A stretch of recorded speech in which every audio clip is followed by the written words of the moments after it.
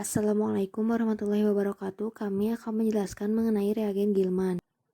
Henry Gilman lahir pada tanggal 9 Mei 1893 di Boston, Massachusetts, Amerika Serikat, dan dia meninggal di Ames, Iowa pada tanggal 7 November 1986 pada saat usia 93 tahun.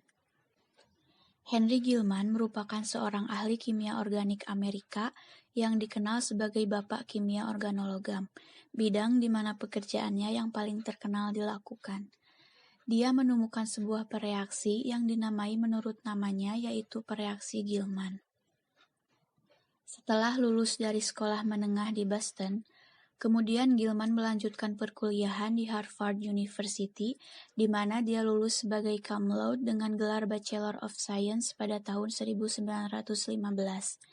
Setelah menyelesaikan sarjana, Gilman diundang untuk melanjutkan ke pascasarjana oleh Kepala Departemen Kimia Harvard, E.P. Kohler. Berdasarkan karyanya, ia menerima gelar Master of Arts pada tahun 1917 dan gelar PhD pada tahun 1918. Semasa hidupnya, Henry Gilman memperoleh berbagai penghargaan, di antaranya terpilih di National Academy of Science pada tahun 1945, memperoleh penghargaan Iowa dan penghargaan Midwest dari American Chemical Society pada tahun 1951, menjadi rekan kehormatan dari British Chemical Society pada tahun 1961.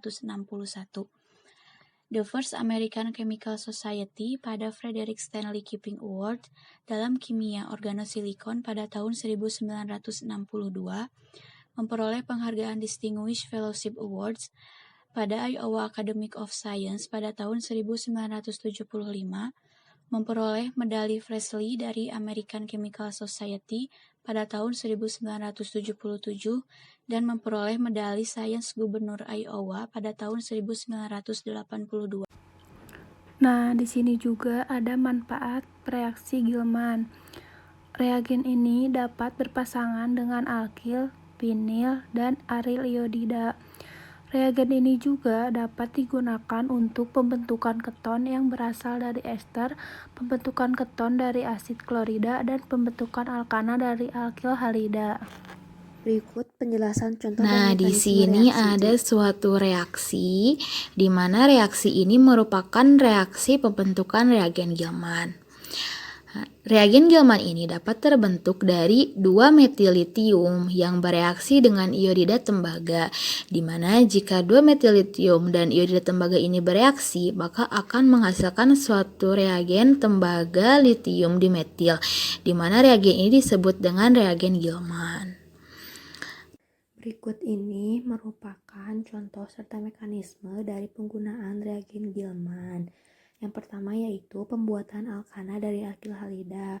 Di sini alkil halidanya kita punya 1 bromo 3 metil butana direaksikan dengan reagen Gilman, di mana CH3 yang berada pada reagen Gilman ini merupakan parsial negatif, Br parsial negatif, sedangkan CH2 yang berada di samping Br ini parsial positif, sehingga salah satu CH3 yang berada di reagen Gilman ini akan menyerang CH2 yang merupakan parsial positif, sehingga menyebabkan Br lepas, sehingga akan menghasilkan suatu alkana seperti ini.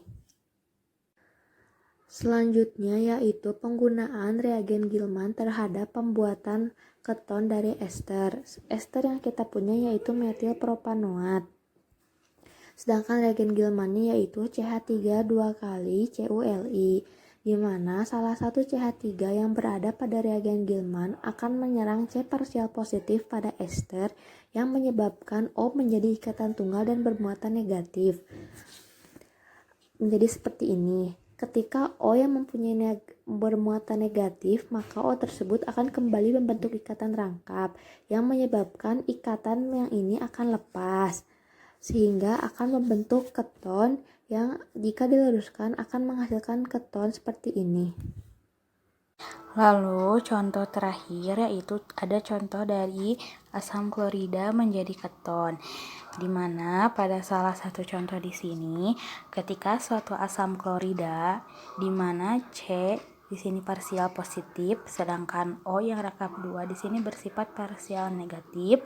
Lalu C parsial positif ini akan diserang oleh CH3- dari reagen Gilman, sehingga menyebabkan CH3 berada di bawah C yang diserang sebelumnya dan menyebabkan O menjadi ikatan tunggal dan O menjadi bermuatan negatif. Namun O yang bermuatan negatif ini akan segera membentuk ikatan rangkap kembali sehingga menyebabkan demikian.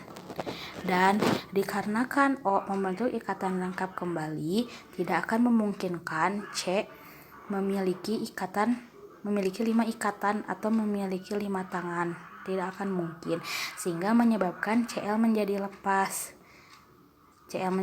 Dan hasil akhirnya itu menghasilkan keton dan LiCl plus CuCH3 sebagai byproduct.